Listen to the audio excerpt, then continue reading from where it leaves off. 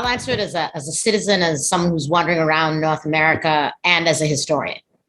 I would say that, and to Mr. Turnquest's point, that the products and the cultural objects that are in the lives of Bahamians has changed. All right, from the whether it's the fast food or the television, and however, I would say, I know so many Bahamians. I would say a quarter of my Bahamian friends, they look at US TV to remember how strange the United States is. I said, boy, these people crazy.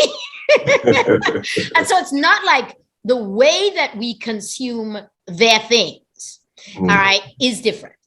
I would say the second thing as a historian that is enormously important, and it gets to something that Senator Claire said. While I do think it's important, and all right, it's clear we are, Ola, you said it, we are home, we understand ourselves. You want to find us, go there to find us. People have said, my friends have said to me, it's like, you never go on vacation, you go home. I said, well, that's too bad. My home is quite nice. But the other thing we have to remember is that this relationship is not new. All right. It is Bahamians that built South Florida. All right. If I said that about 20% of our population came off of illegal slave ship, if we go back to the rotten lords, proprietors, and God, we spent way too much time talking about them. But another 25% of our population, and I don't know the DNA, are descended from these people enslaved by loyalists. Dr. Curry, currently at the University of Bahamas, has a wonderful book, The First True Social History, that focuses on Black people. All right, that focuses, that I'm interested in the most of the people who came, like, Zion Baptist Church is the way it is, all right, in part because of our relationship with the United States. Prince William comes out. So I don't want us to invent it as something new. By the same token, all right, to get to Senator Claire's point, if we look at these borders are complicated and this history is very complicated. All right. When the so-called Black national anthem, all right, is written by people descended of the Haitian Revolution via the Bahamas who ended up in Florida. All right. So, if I feel obliged to know the words of that, all right, then lift every voice and sing. Am I doing a Bahamian thing, a Caribbean thing, sort of a North American thing, a Black thing, a global, so literally, all right, so it's not new. I do think, and this is Mr. Turnquest's expertise, technology makes it closer and the volume, but it also opens up. One of the things I was thinking about hearing y'all talk, I'm trying to finish a book now. I wanted to finish it for the 50th, but the pandemic messed me up. So yeah, no sulking. I'm complaining about the pandemic. But listening to y'all talk about the history, we could actually make better use of this technology to get more of the sort of historical and cultural content. So we can actually use the technology to help us. So I don't want to underplay. Mr. Turnquest is right. The stuff that young people in the Bahamas, like they had more US stuff or stuff from here in the late 70s. It was more in the 80s, more in the 90s, more now. And that it's not without influence. And I do think we create I think it's worsened our health. It's definitely worsened our health. And it's also because the United States is so rich and so powerful, like the way it behaves becomes normative, all right? Even when it's behaving badly, so it's, and so in that sense, I do think we need to think about that influence. But at the same time, these are borders that people have gone back and forth. Yeah. Let's talk a little bit about Dr. Tinker Sachs. You mentioned education, and you've been in it for a long time, and all of you have been in education, really. How have we done in terms of educating our young? The founding fathers of our country had a particular vision for where they wanted the Bahamas to be.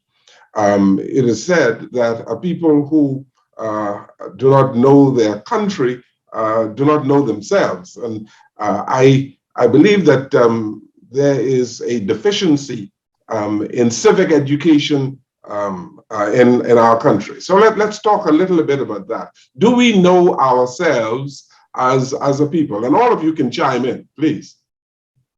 Dr. Sachs? No. Well, thank you very much for that excellent question. This has been the bane of my existence.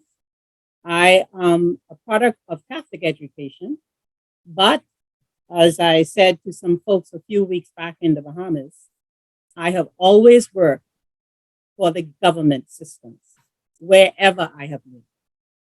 And I will say that for the Bahamas, the conversation that we have just had is the foundation that we lack, a weakness. We have not done a superb job in educating our people in our own history, starting with my own education. So I have been working very hard in all of my professional development contexts to help teachers come to an understanding of what we call culturally responsive education. That is knowing your history and knowing your culture and embedding your culture and your history in teaching. And there is a great need for the decolonization of our thinking in education. Now, let me say this, that from the time I attended the Bahamas Teachers College to now, a great deal of work has been done in terms of creating, writing, and putting in schools Bahamian textbooks. This has been the thing that is my big deal. But however, there's a great need for, and you've said it before, literature on the Bahamas needs to be written. That cannot be done in a vacuum. That needs financial support. If we say these things and we don't back them up and help people who can to write the books that need to be written, then it's not going to happen. So I am all about the need for helping us get a stronger literature base for all types of histories, all types of genres of books, all kinds of media written about the Bahamas. But at the same time, our schools have done a better job. We no longer have, I did the British system of O-levels, A-levels. We have our own right now. That's excellent, right? That's a good start. We are still doing a good job of educating people. We can get Bahamians to come here and do very well here in the United States. However, we still are not doing a great job when it comes to certain groups of Bahamians. We still have a very privileged, tiered system for those who do well in academics. What about those who are not academically inclined, who cannot pass exams? What about those groups of children? We are still doing them a disservice, right? But in terms of education, we have come a long way in Bahamianizing the curriculum, but there is still a long ways to go. And there is still a lot of work to be done. And it starts with investing in the literature, the culture of the Bahamas, the history of the Bahamas, so that we build that foundation into all levels of schooling. Dr. Ole, do we know ourselves? Sorry? Do we know ourselves? We know ourselves. Yeah. Yes, let's go We ahead. know ourselves somewhat, but not everything. Okay, let's have the conversation. Dr. Ole? I agree. Honestly, I was with you and Tommy shaking my head approvingly. I have nothing to add. That was bars. I completely agree. I have nothing to contribute to that monologue. That was perfect. Okay. In terms of our educational development, have we done the job that we think that we ought to have done over these almost 50 years? Anyone? So I want to jump in and say not enough. And I want to maybe share why and tie it back a little bit to your very first question, Ambassador Jones, about how we've done as a country. So there are many ways to measure how we've done with education. So I'm just going to pick one. And I'm looking at an article from the Guardian about our BGCSE scores. And this is from like 2019. And to surface it, it's that roughly 50% of the grades are below sea level. And I think that this actually speaks to Professor Sachs's point, even about the inequity that we see in quality education across the country. And that actually, I think, is a story that has been in existence since I was in high school. And so now I appreciate when we moved from the GCSE system over to BGCSE, more Bahamian focus. But I think that the long arc of one measure of education, if it is to be that exam, I think that we show that there's still a lot of work to be done. And this is how I would want to tie it into your very first question about how we've done as a country. So a lot of times I think about that through two axes, both political and then economic, right? I think that even though we're a young country, I can't help but think about obviously like the current world in which we're in, and we have done well in that we still have a strong and thriving democracy.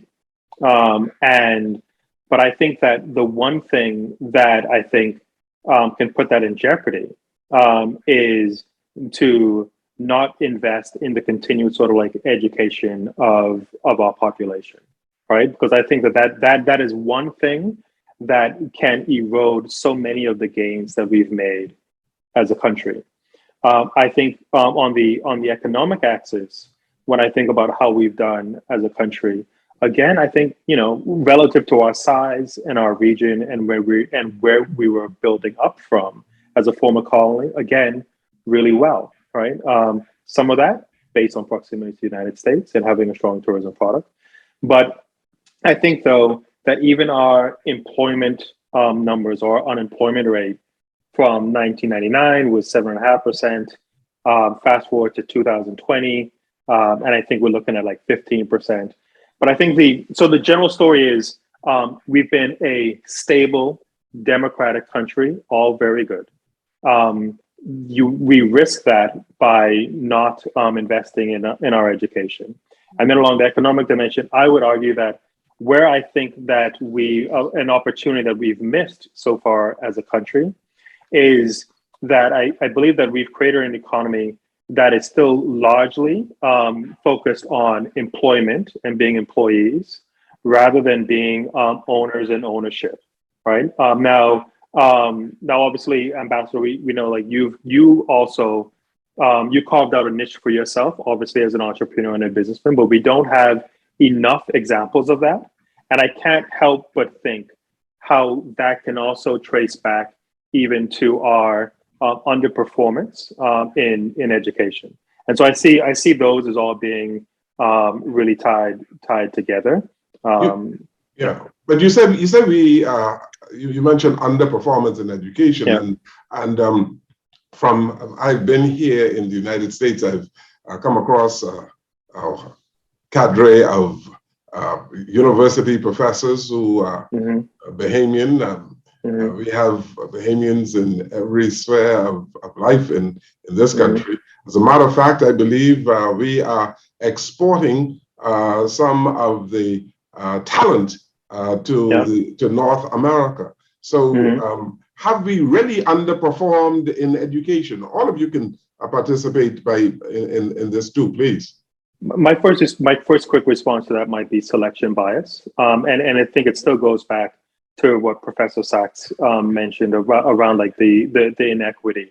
And so I think what are we about like 400,000 people, and I think that yes, talent is evenly distributed across the globe. And so yes, there are going to be many Bahamians who we encountered who are phenomenally talented. But I think the question goes back to what proportion is it, and is it the right proportion or the proportion that it should be if we had more equitable education and a different sort of just general sort of like baseline that we're working from.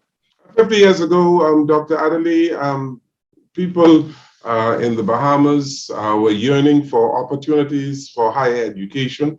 The then government made it possible for Bahamians to be educated, gave a number of scholarships to tertiary institutions in the United States and other places. But today, I believe we have a very strong professional class in the Bahamas, wouldn't you say?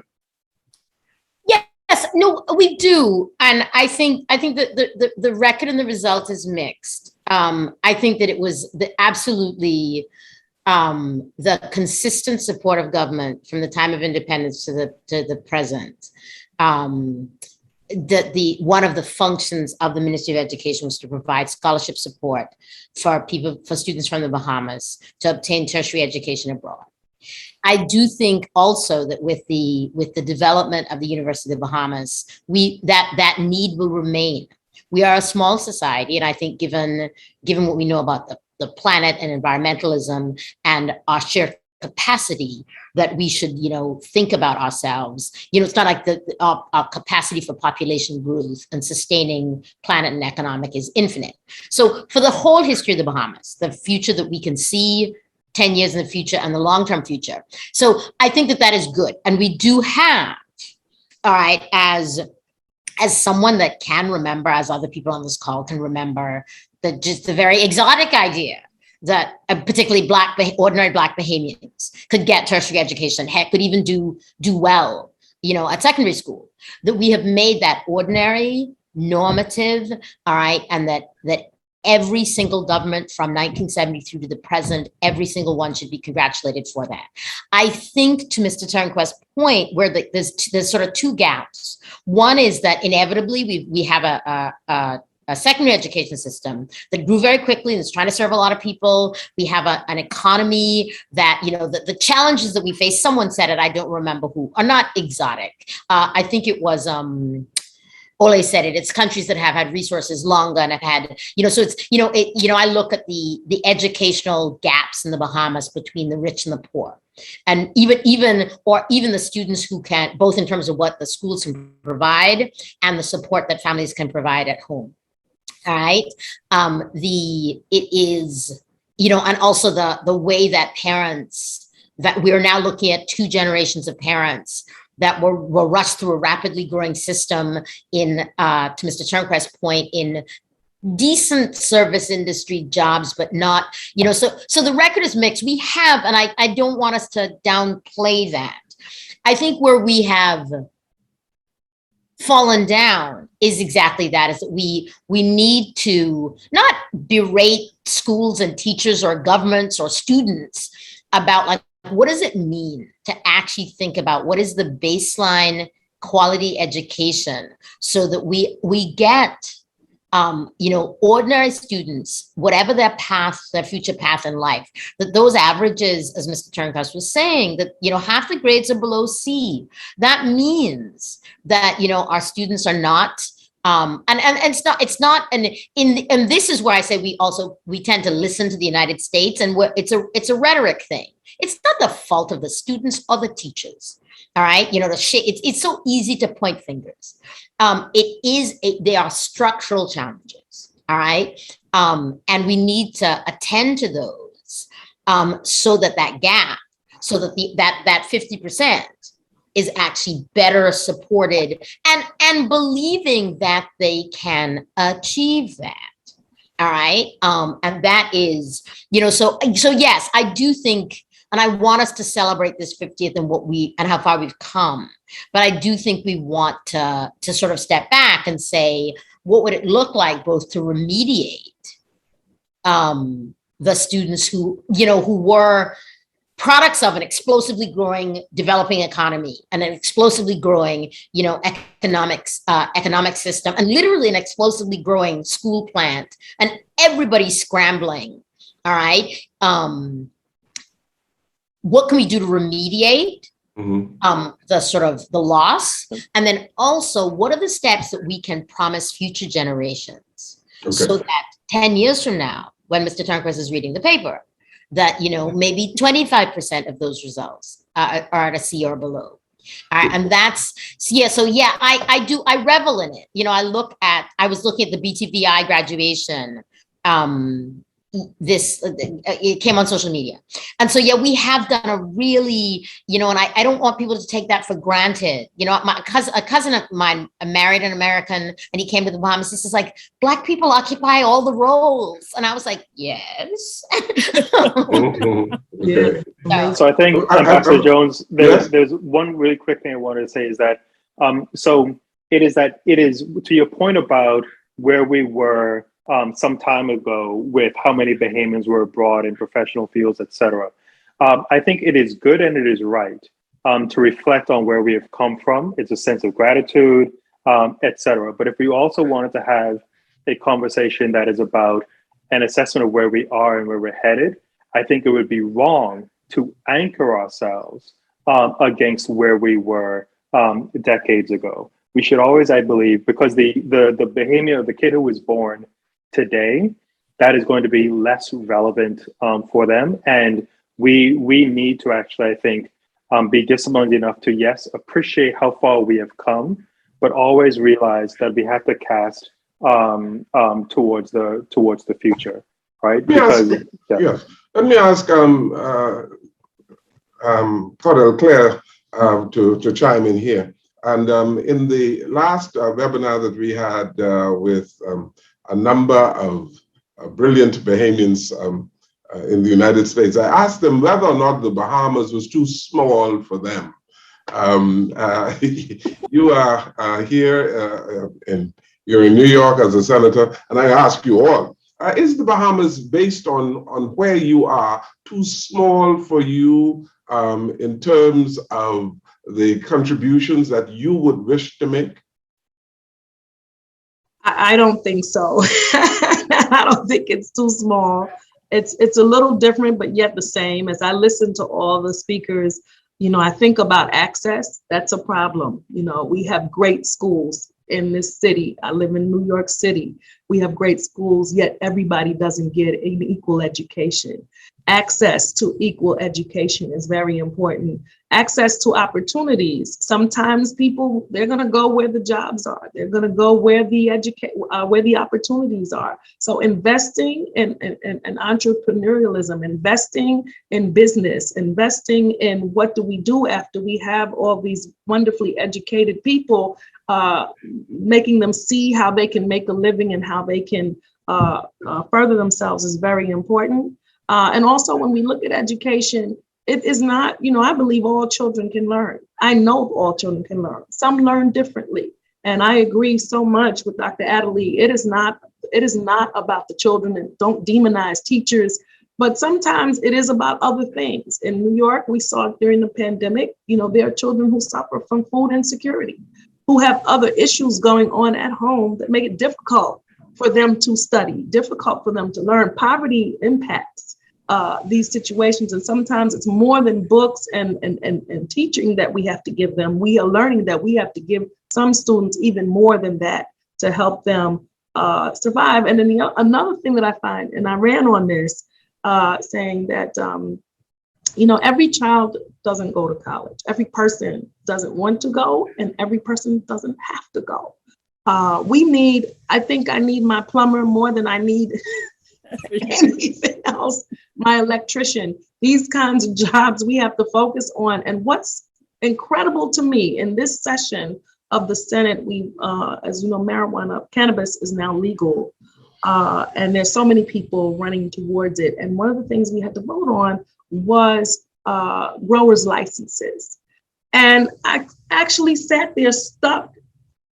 I couldn't believe there are no Black growers. There are hardly any Black growers. So here we are saying we must take care of the most harmed communities, and we're looking for growers. We have to teach our people how to grow again in order to participate in that. And I just use cannabis as an example, but that's for anything. When you look at the environment and what's happening, you know, out west is on fire, down south is underwater.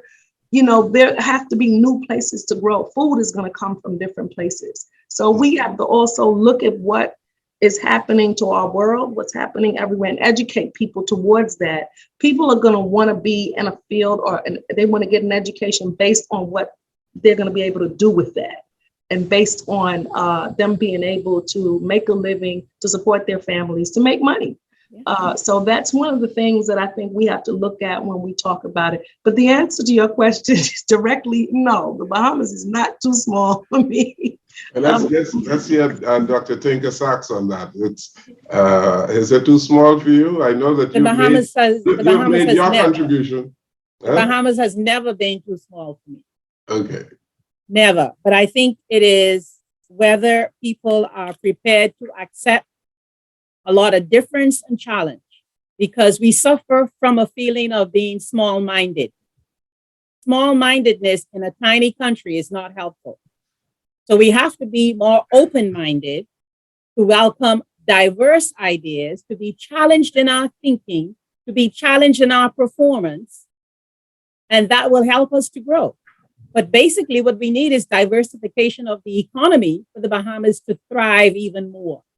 You know, it's amazing that 50 years ago, we were talking about having a single base economy of tourism. Are we still saying the same thing today? Right? It is diversification of the economy that is needed. We live in a very much globalized world today. I don't fault anybody for seeking opportunities anywhere they may be found. Anywhere. And I mean beyond the United States. The United States is not the world. And I make sure, and I say that to my family members, the United States, to all the children, I take them to Africa. Let's visit Africa. Let's visit other countries other than the United States. The United States is not the world. However, because of our proximity, we're challenged by the United States. So, right? Ola, are we suffering from some level of insularity then?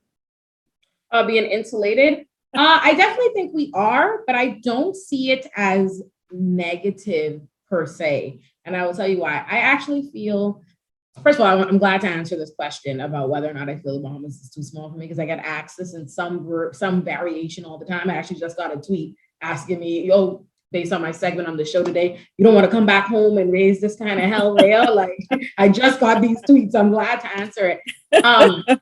Yeah, people think it all the time. They're always like, oh, you don't want to come back home and do politics and yada, yada, yada.